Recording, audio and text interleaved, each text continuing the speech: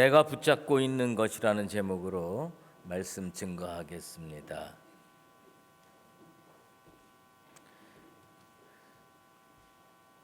로버트 캐플런이라고 하는 분이 나와 마주서는 용기라는 책을 썼습니다. 그분이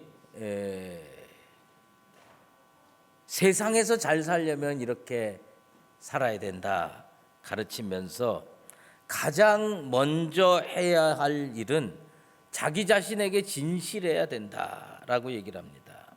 그러면서 자기 자신에게 진실하기 위해서는 냉철한 시선으로 자기 자신을 바라보라고 권면하고 있습니다. 그런데 이런 권면이 신앙생활에도 잘 적용이 될 수 있다는 생각이 듭니다. 나는 어떤 신앙을 가지고 있으며 무엇을 붙들고 살고 있는가라고 하는 것을 질문해 볼 필요가 있어요. 여러분이 이 땅에 살면서 자기가 붙들고 있는 것, 여러분의 손을 한번 보셔야 됩니다.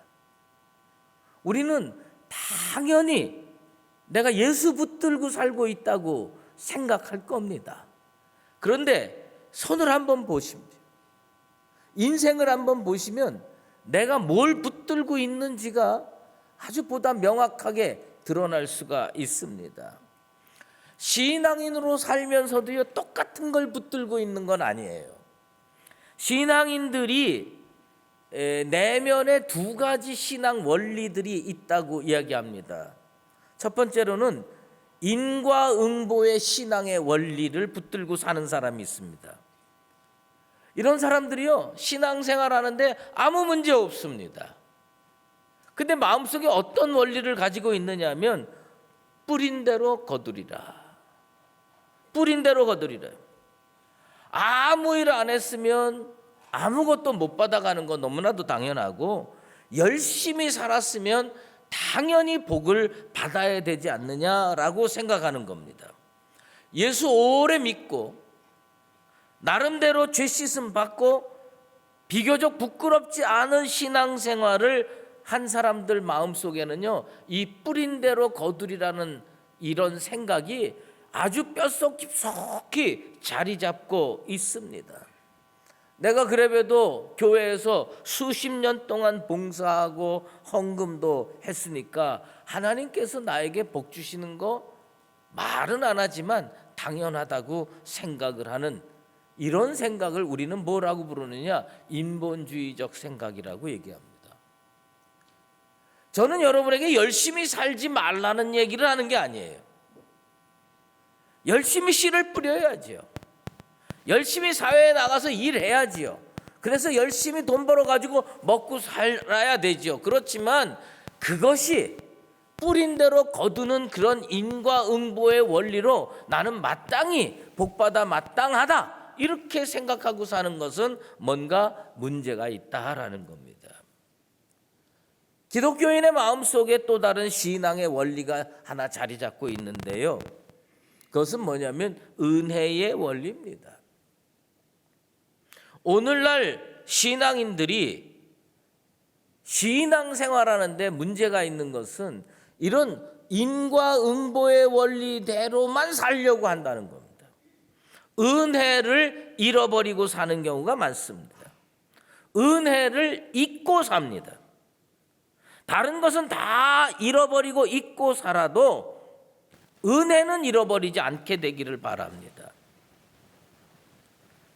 우리가요, 평생 성도로 살고 그리스도인으로 살아도 예수 앞에서 죄인입니다. 십자가 앞에서 죄인이에요. 그래서 오늘도 은혜가 필요한 줄로 믿습니다. 도저히 복받을 자격이 없는데 하나님께서 복을 주셔서 이렇게 건강하게, 그리고 교회에 나와서 예배드리고 있는 줄로 믿습니다. 예수 30-40년 믿어도 제자리 신앙인 사람들이 의외로 많습니다. 그럼 뭐냐면 세상의 도덕적 원리하고 크게 다를 바 없는 인과응보의 원리를 딱 붙들고 신앙생활을 합니다. 내가 열심히 살면 하나님 틀림없이 복을 주실 거야. 맞습니다. 일리가 있지요. 그러나 신앙의 핵심은 아닙니다. 자기가 얼마나 큰 죄인이며 얼마나 연약하고 부족한 인생인지를 잊고 사는 겁니다. 은혜 없으면 인간은 단 하루도 살 수가 없음을 깨달아야 합니다. 이 은혜를 깨닫는 사람이 성숙한 신앙인으로 나아갈 수가 있습니다. 난 우리 교회 성도들이 다시 은혜에 눈뜨게 되기를 바랍니다. 은혜에 눈 뜰 때 성숙한 신앙인이 될 수가 있습니다. 예수 믿는 가정에서 오래 살아도요, 제자리 신앙인인 세상 사람과 조금도 다를 바 없는 그거와 비슷한 사람들, 제자리 신앙인과 성숙한 신앙이 쫙 갈려진 결정적인 장면이 성경에 나오지요. 그것은 뭐냐면 룻과 오르바의 사건입니다. 나옴이라고 하는 여자가 남편과 함께 아들 둘 데리고 베들레헴에 흉년이 들어서 먹고 살 게 없어요. 그래서 어딜 갑니까? 모압이라는 데를 갑니다. 모압을 가서 이 아들들 장가 들고 그리고 했는데 남편 죽고 아들 둘 다 죽고 누구만 남았느냐? 과부 셋만 남았습니다. 나오미와 룻과 오르바만 남았습니다. 그런데 모압에 또 흉년이 들었어요. 그래서 이제는 베들레헴으로 가야 되겠다고 생각을 합니다. 그리고 그 나오미와 룻과 오르바가 어디까지 갔느냐 하면 모압의 마을에서 나와서 아르논 골짜기까지 갔습니다. 이제 이 꼭대기에 서 있어서 다시 되돌아가면 모압으로 되돌아가는 거고 이 계곡을 내려가면 이스라엘로 되돌아가서 베들레헴으로 가는 이 갈림길에 서 있습니다. 이 갈림길에 서 있었는데 이 오르바와 룻이 다 오늘날로 얘기하면 기독교 가정에서 살았습니다. 예수 믿는 가정에 시집 와가지고 예수 믿는 가정에서 그저 시부모 신앙 따라 남편 신앙 따라 그냥 교회 열심히 다녔습니다. 그런데 이 결정적인 순간에 뭐가 고개를 딱 뜨느냐 하면 인과응보의 원리가 고개를 딱 뜨는 거예요. 그래가지고 룻은 어디로 가고 오르바는 어디로 갔느냐?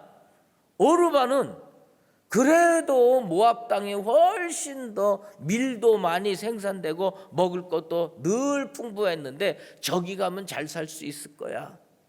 저기 가면 그래도 먹을 것이 지금 잠깐 어려워도 훨씬 더 인생이 풍요로울 거야. 그거 붙들고 되돌아갑니다. 그런데 은혜를 알고 신앙을 알고 성숙한 그리스도인 신앙인이 되었던 룻의 눈에는 뭐가 보였느냐면 은혜가 보였어요. 여러분, 남편 잃어버리고 두 아들 잃어버린 시어머니랑 앞으로 사는 게 좋겠어요? 그런 거 다 띄워버리고 훨훨 자유롭게 사는 게 좋겠어요? 여러분이라면 어떤 입장을 선택하겠습니까? 대부분의 사람은 이 성경이 이렇게 됐으니까 룻을 찬송하고 박수 칠지 몰라도 여러분들의 딸이 그런 입장에 놓여 있다면 아마 무슨 소리야? 거길 왜 쫓아가? 그리고 다 끌어서 어디다 가냐면 모압에다가 다시 갖다 놓을 가능성이 저는 99.99%라고 생각을 합니다. 나오미의 인생이 실패처럼 보였어요. 나오미의 인생 따라가면 이건 소망이 없어 보입니다. 그런데 룻은 무엇을 붙들었느냐? 은혜가 보였기 때문에 은혜를 붙들었습니다. 여러분의 영안이 열려지게 되길 바랍니다. 그리스도인이 신앙으로 살려면요, 은혜가 보여야 됩니다. 은혜가 보여야 예수를 붙잡고 은혜가 보여야 신앙을 붙잡는 것이지, 은혜가 안 보이면요 오르바와 똑같은 길로 걸어가게 되어 있습니다. 룻이 나오미를 붙잡는 것을 성경은 뭐라고 표현했느냐? 룻기 1장 14절에 룻은 그를 붙쫓았더라라고 표현하고 있습니다. 이 성경에 딱 한 번 나오는 단어예요. 그게 뭐냐면 붙쫓다라는 단어인 겁니다. 여러분, 예수님을 제자로서 따라가길 원합니까? 안 따라가길 원합니까? 대답 안 하기로 했어요. 예? 예수님 따라가길 원해요? 안 따라가길 원해요? 따라가길 원하죠. 그런데 예수님이 구원이고 예수님이 축복이고 예수님이 은혜라는 게 보여야 예수님을 붙들고 쫓아가지요. 근데 예수님 선택하면 복도 없어지고, 예수님 선택하면 은혜도 없어지고, 예수님 선택하면 구원도 없어진다고. 그 예수님 속에 있는 구원이 안 보이고 은혜가 안 보이면 예수님 붙들고 쫓아가기가 어렵습니다. 룻이 나오미를 붙쫓았다고 성경이 표현하고 있어요. 그게 뭐냐면 붙들어야 쫓아가는 겁니다. 붙쫓았다는 게 뭐냐? 붙들어야 쫓아가는 겁니다. 영어 성경을 읽어보면요, 클링 투라는 단어를 써요. 그게 뭐냐면 착 달라붙는 겁니다. 제가 어렸을 때 어머님 개 하러 가는 날은요 무조건 착 달라붙어 있었어요. 거기 가면요 먹을 게 있어. 거기 가면 이 평상시에 못 먹었던 것들 딱 있는 거예요. 그러니까 눈치 보고 바깥에 나가서도 안 놀아요. 우리 어머님이 나가 놀라고 그래요. 그날은 이상하게. 그래도 나가서 안 놉니다. 왜요? 어머니 붙잡아야 돼요. 그래야 모처럼 한번 가서 불고기라도 한 쪼가리 얻어먹을 수가 있어요. 그러니까 뭐냐면 그게 보이는 거예요. 여러분, 이 어린 아이 눈에 불고기가 보였겠어요? 그래도 제가 영안이 밝아요. 그래서 그게 보이는 거예요. 그러면 어머니를 꽉 붙잡고 있으면 그날 가가지고 이렇게 여성들 모여가지고 개하는데 불고기 얻어먹는 거예요. 나는 뭐 위에 돈이 오고 가는 거 그런 건 몰라. 뭐냐, 나는 그냥 불고기 잘 얻어먹고 오면 되는 거예요. 뭐가 보여야지요. 예수님 붙들면 은혜 받는다. 예수님 붙들면 구원 받는다. 이게 영안으로 보여야 쫓아가는 거예요. 룻은 뭐가 보였느냐? 나오미의 겉모습 보지 않았습니다. 이 나약한 시어머니, 이 늙은 시어머니, 별 볼 일 없는 시어머니.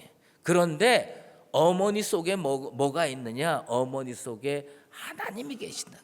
어머니의 하나님이 나의 하나님입니다. 뭐가 보여야 되느냐? 그 늙은 시어머니, 나약한 시어머니 속에 하나님이 보이니까 쫓아간 거예요. 겉모습은 우리 교회가 연약할지 몰라도 이 속에 예수님이 보이고 하나님이 보이고 성령님이 보이게 되길 바랍니다. 은혜의 눈을 떠야 돼요. 그래야 올바른 선택을 할 수 있습니다. 한번 따라해 보십시다. 붙쫓았다. 이 붙쫓았다가 뭐냐면 딱 한마디로 붙잡아야 쫓아갈 수 있어. 붙잡아야 달라붙을 수가 있어요. 제가 예전에 살던 집에 담벼락이 브로커 담벼락이에요. 그리고 그 앞에 조그마한 마당이 있었어요. 그런데 어느 날인가 이렇게 보니까 담쟁이가, 그렇게 예쁜 담쟁이가 쭉 자라가요. 그 여름에 참 보기가 좋았는데 가을이 되니까 이게 다 칙칙해지는 거예요. 그래서 제가 그 담쟁이를 좀 뜯어냈어요. 야, 그런데 여러분, 오늘 집에 가서 담쟁이 한번 뜯어내 보십시오. 그 연약해 보이는 담쟁이가요 담벼락에 착 하고 달라붙어 있어요. 예? 이게 클링트에 딱 달라붙는 거예요. 룻이 나오미한테 어떻게 붙어 있느냐? 그 담쟁이가 담벼락에 딱 달라붙어 있듯이 달라붙는 거예요. 그러니까 쫓아갈 수가 있는 겁니다. 은혜가 보여야 그리스도인이 예수님께 달라붙게 될 줄로 믿습니다. 오늘날 세대는 은혜가 필요 없는 것으로 생각됩니까? 국민소득이 올라가고 경제가 발전되면 하나님의 은혜가 필요 없다고 여러분 생각합니까? 그게 아닙니다. 지금도 은혜가 필요한 줄로 믿습니다. 여러분 은혜 없으면 오늘 이 시간에 여기 나와서 앉아 있을 수가 없어요. 하나님의 은혜가 24시간 1년 12달 여러분들 가운데 있게 되기를 바랍니다. 그래야 우리가 살 수가 있어요.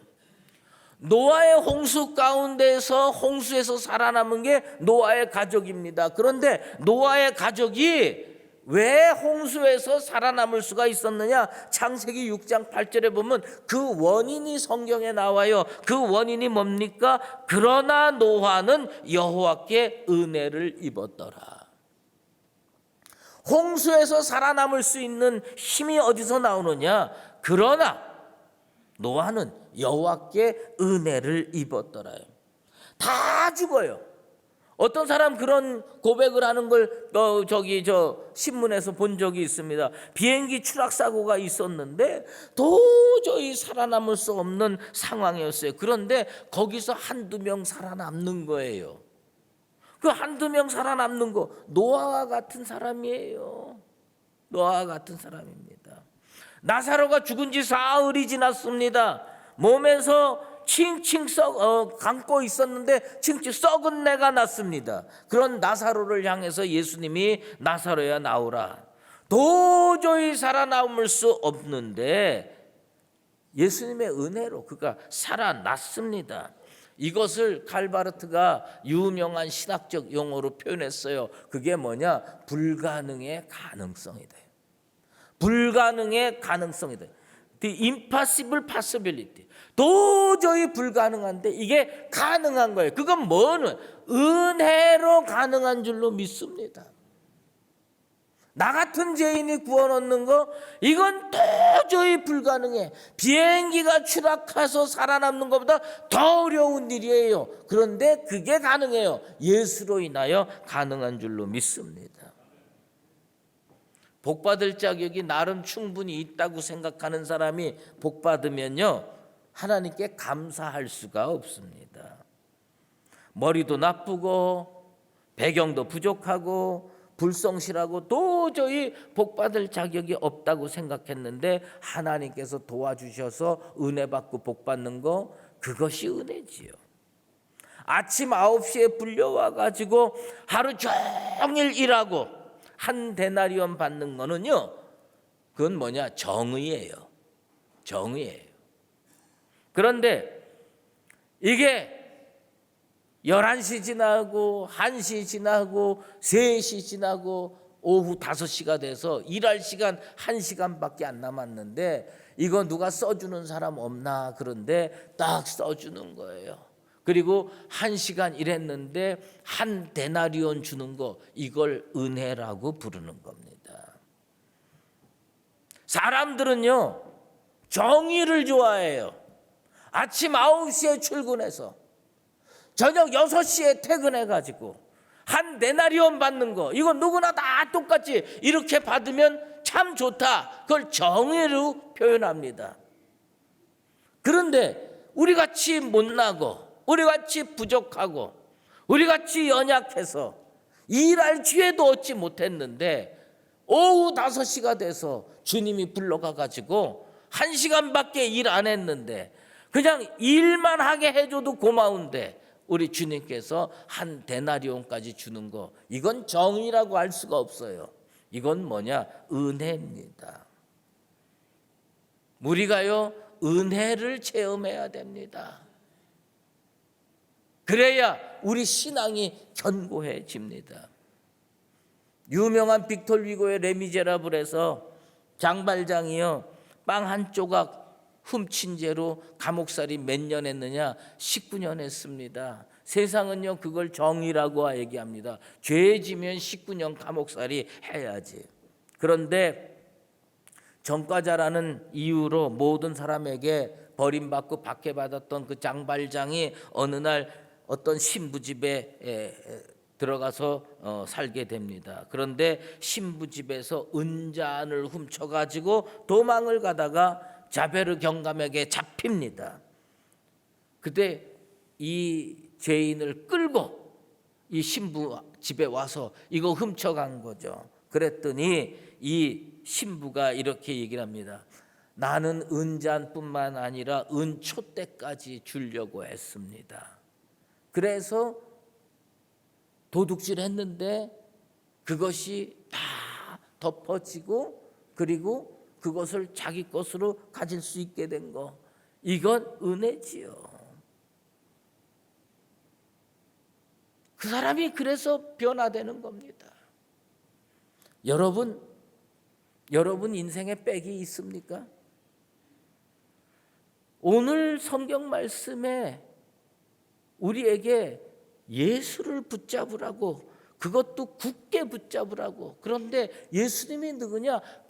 큰 대제사장이라고 얘기를 합니다. 유대인들에게요, 제사장, 대제사장이면 최고로 능력 있는, 그래서 대제사장 하나 알면요, 이게 빽이, 든든한 빽이 있는 거와 똑같은 겁니다. 여러분, 예수님 제자 중에 말이에요, 다 똑같은 무지랭이 같은데 그렇지 않아요. 예수님 제자 중에서요, 베드로하고 요한 중에 누가 무지랭이 같아요? 베드로가 더 무지랭이였어요. 요한은요, 꽤 괜찮은 집 아들이었습니다. 그게 성경에 나와 있습니다. 예수님께서 십자가 고난 당하기 직전에 가야바 법정에 서고 안나스 집에 가고 다 이런 과정 속에서요, 이 베드로는 어디까지 갈 수밖에 없었느냐? 바깥에 있었습니다. 바깥에 있었는데 성경에 요한복음 18장 15절에 이런 구절이 나옵니다. 이 제자는 대제사장과 아는 사람이라. 사도 요한은 어떤 사람이냐? 나름 빽이 있었던 사람입니다. 그러니까 예수님 심판받는 과정에서 베드로는 저 바깥들에서요, 들어오지도 못하고 궁금하기는 한데 알 수가 없어. 그게 베드로예요. 그런데 이 사도 요한은요, 나름 빽이 있어요. 누구를 압니까? 대제사장과 아는 사람이에요. 그래서 뜰 안으로 들어와 가지고 그 모든 과정을 보는 겁니다. 그런데 놀랍고 재밌는 표현이 성경에 그 다음에 나옵니다. 그게 뭐냐? 요한이 나가서요, 문 지키는 여자한테 내가 이 베드로라, 저기 있는 저 사람, 내가 잘 아는 사람인데 데리고 들어가도 되느냐라고 얘기를 합니다. 그런데 데리고 들어왔어요. 그런데 그 문 지키는 여종이 베드로에게 예수님의 제자가 아니냐 질문해가지고 봉변당해가지고 예수님 저주하고 배신하고 나가게 되는 겁니다. 근데 이 과정에서요, 대제사장을 아는 사람하고 대제사장을 모르는 사람하고는 성경 안에서도 쫙 달라지더라고. 근데 예수님은 어떤 대제사장이냐? 그런 시덥지 않은 대제사장이 아니라 성경에 큰 대제사장이라고 성경은 표현하고 있습니다. 어떻게 큰 대제사장이 됐느냐? 예수님 승천했다는 겁니다. 우리가 예수님 승천한 거 물론 대단하다고 생각을 하는데, 유대인들이 생각하는 승천의 개념과 우리가 생각하는 승천의 개념이 많이 차이가 나요. 유대인들은요, 하늘을 기본적으로 삼층천으로 생각하고 있어요. 삼층천으로 생각을 하는데, 이 승천이라고 하는 거는 첫 번째 하늘도 우리는 뚫고 갈 수가 없는데, 우리 주님은 능력이 많으셔서 첫 번째, 두 번째, 세 번째를 다 뚫고 지나간 큰 대제사장이라고 히브리서 기자는 표현하고 있습니다. 토마스 아켄피스가 그리스도를 본받아라는 책에서 이렇게 얘기합니다.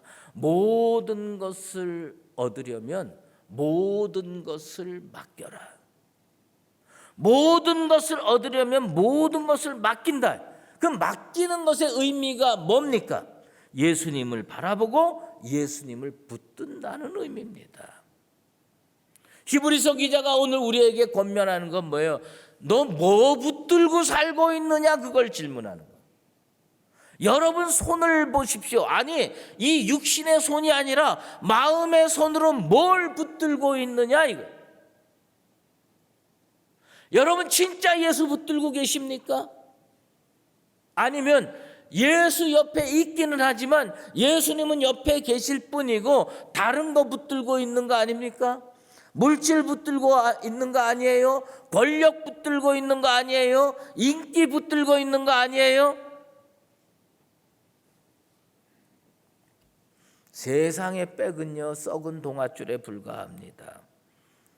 오직 예수님만이 모든 인생의 참 동아줄 될 줄로 믿습니다. 난 우리 수유제일교회 성도들이 예수를 다시 견고하게 굳게 붙잡게 되길 바랍니다. 루시 나오미에게 착 달라붙어서 쫓아간 거는 뭐냐? 붙들었기 때문입니다. 예수님 옷자락 12 혈중 여인이 붙들었듯이 우리도 예수님 꽉 붙들고 놓지 맙시다. 그래야 주님 쫓아갈 수가 있습니다. 저는 지금까지 살면서 세상적인 의미에서 소위 백 없는 인생으로 평생을 살았습니다. 금수저가 되어본 적이 없습니다. 나는 농사를 져보지 못했기 때문에 잘 모릅니다마는 저수지가 바로 옆에 있는 논과 천수답은요, 농사 짓는 방식도 다르고요, 기대감도 다릅니다. 나는 저수지가 옆에 있는 논과 같은 인생을 살아본 적이 없어요. 저는 천수답 같은 인생이었어요. 그래서 하나님만 바라보는 겁니다. 세상 사람들이 볼 때는 무능해 보일지 몰라도 예수님만 바라보는 겁니다. 주님만 바라보는 거예요. 하늘에서 은혜가 쏟아지지 않으면 내 인생의 텃밭을 채울 수가 없어요. 하늘을 바라보고 주님, 나에게 단비를 내려주십시오. 하나님의 은혜가요, 내 인생의 단비가 아니었던 적이 없습니다. 늘 모자랐고 늘 부족했어요. 하나님께서요, 단비를 내려주셔야 됩니다. 왜 우리가 예수님을 붙들어야 되는지 아십니까? 여기 저수지 옆에 있는 논과 같은 인생이 과연 몇 명이나 되겠어요? 대부분 천수답 같은 인생 아닙니까? 우리 하나님이, 우리 예수님이 은혜를 내려주셔서 단비를 내려주셔야 그저 밭이라도 일구고 씨라도 뿌리고 먹고 살 수 있는 거 아닙니까? 세상에 살면서 제일 슬픈 일이 여러분 뭐라고 생각합니까? 세상에 살면서요, 제일 슬픈 일이 뭐 많이 있겠지만 말이에요, 사고무친이라는 말입니다. 사고무친이 뭐냐? 사방을 둘러봐도 아는 사람이 없어. 사방을 둘러봐도 돌봐줄 사람이 없어. 그게 사고무친 아닙니까? 아무도 환대해 주지 않고 아무도 반겨주지 않아요. 우리나라가요, 전체 가구 수가 2200만 세대가 좀 넘는 데입니다.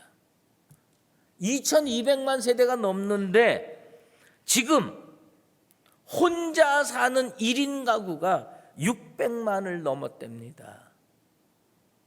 그러면 지금 몇 퍼센트냐? 28%. 10명 중에 3명은 혼자 사는 거예요. 주변 보세요. 혼자 사는 사람이 누군가.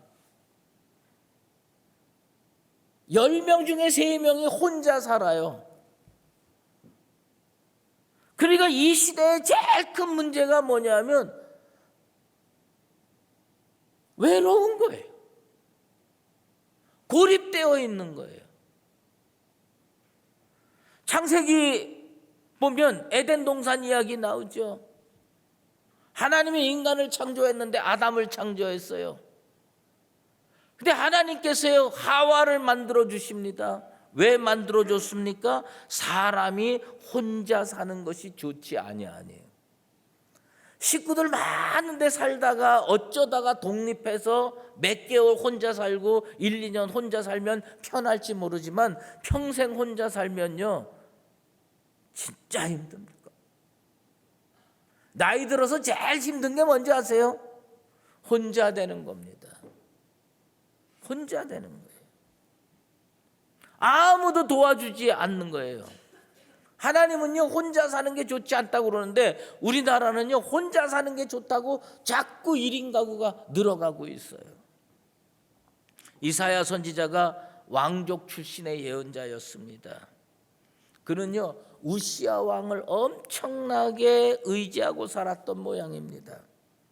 세상에서 동아줄, 굵은 동아줄 많다고 그러지만 왕을 붙들고 사는 인생보다 더 멋들어진 인생이 과연 몇이나 되겠어요? 그런데 어느 날 우시야 왕이 덜컥 죽습니다. 굵은 동아줄이라고 생각하고 확 붙들고 살았는데 그 우시야 왕이 덜컥 죽어요. 이사야 선지자가요 할 수 없이 성전에 갑니다. 할 수 없이 성전에 가서 하나님께 기도하고 하나님께 은혜를 체험합니다. 성전에 충만한 하나님의 그 충만을 경험하는 겁니다. 새롭게 하나님을 만나고 체험합니다. 그리고 이사야는 최고의 예언자로 거듭납니다. 하나님은요 성경에서 이렇게 말씀을 많이 해주십니다. 내가 어디로 가든지 내 하나님 여호와가 너와 함께 하리라. 왜 우리가 예수 붙들고 살아야 되는지 아세요? 왜 우리가 하나님 붙들고 살아야 되는지 아세요? 이 험한 세상 혼자 헤쳐나가기가 어렵다는 겁니다. 오늘 하나님 붙들면 우리 하나님이 여러분들을 감싸 주시게 될 줄로 믿습니다. 그래서 은혜의 보좌 앞으로 나아가라. 성경은 그렇게 표현하지 않았어요. 은혜의 보좌 앞으로 담대히 나아가라. 여러분 하나님 앞에는 어떻게 나가야 되느냐? 나 이 길 외에는 살 길이 없다. 나 이 길 외에는 내 인생이 꽃필 수도 없고 열매 맺을 수도 없다. 나 이것만이 내 인생이 살 길이다 작정하고요 집에서 고민하고 또 고민하다가 나는 하나님 앞에 갈 거야. 나는 예수님 앞에 갈 거야. 작정하고 이 자리에 나오게 되기를 바랍니다. 그게 뭐냐? 은혜의 보좌 앞에 담대히 나가는 겁니다. 탕자가 아버지 앞에 갈 때 저절로 간 줄 아십니까? 돼지 먹는 쥐엄 열매로 허기진 배를 채우면서 내 아버지 집에는 먹을 것이 많고 품꾼도 많은데 그냥 내가 아들이지만 품꾼의 하나로만 여겨줘도 좋겠다고 결심하고 또 결심해서 아버지 앞에 가는 겁니다. 아버지 앞에 가니까 이 아버지가 어떻게 합니까? 아직도 거리가 멀어요. 근데 아들을 기다리고 있다가 쫓아와서 끌어안고 입 맞추고요 모든 것을 변화시켜 줍니다. 그것을 우리는 뭐라고 부르느냐? 환대라고 부릅니다. 수유제일교회 성도들이 인생살이 고달퍼서 어떻게 살까? 하나님께 물어봐야지. 하나님께 여쭤봐야지. 그리고 여러분들이 집에서 전철 타고 해화전철역에 딱 내리면 우리 하나님께서 여러분 오는 줄 알고 먼저 나가서 해화전철역까지 쫓아가서 여러분들을 끌어안고 입 맞춰주고 환대하고 옷 갈아입히고 목욕시켜주고 가락지에다 하고 신발까지 신겨주는 은혜의 역사가 일어나게 될 줄로 믿습니다. 여러분 뭐 지고 사세요? 아직도 세상 지고 사세요? 은혜를 발견하게 되길 바랍니다. 나 같은 죄인이 은혜 받으면 살 수 있다. 그래서 오늘도 성전에 나와서 예수님 옷자락 칵 붙들고 주님이 동쪽으로 가면 나도 동쪽으로 가고 주님이 서쪽으로 가면 나도 서쪽으로 가고 주님한테 떨어지지 않아서 주님이 베푸시는 그 은혜와 축복과 형통을 맛보며 살아가는 나와 여러분 되시기를 예수 그리스도의 이름으로 축원합니다. 기도하겠습니다. 하나님 아버지, 우리가 무엇을 붙들고 있는지 우리의 손을 영적으로 살펴보기를 원합니다. 아직도 세상의 썩은 동아줄을 인생의 백으로 착각하고 물질 붙들고 사람 붙들고 권력 붙들고 살려고 발버둥치는 인생이 있으면 오늘 이 시간에 회개하게 하시고 그들의 영안을 열어 주시옵소서. 눈을 열어서 주님을 발견하게 도와주시옵소서. 예수님을 발견하게 도와주시옵소서. 당자처럼 세상에서 비록 잘못 살았어도 주님 앞에 은혜 발견하려고 나오는 성도들 거저 돌려보내지 마시고 우리 주님께서 저 해와 전철역까지라도 찾아가셔서 그들을 끌어안고 하나님의 성전으로 데리고 들어오셔서 예수 보혈로 머리부터 발끝까지 정결케 해주시고 성령의 흰두루마기 입혀주시고 하나님의 아들 된 가락지를 끼워주시고 앞으로 저들 인생의 은총과 축복을 단비처럼 내려주는 복된 인생 되게 하여 주시옵소서. 예수 그리스도의 이름으로 기도드리옵나이다. 아멘.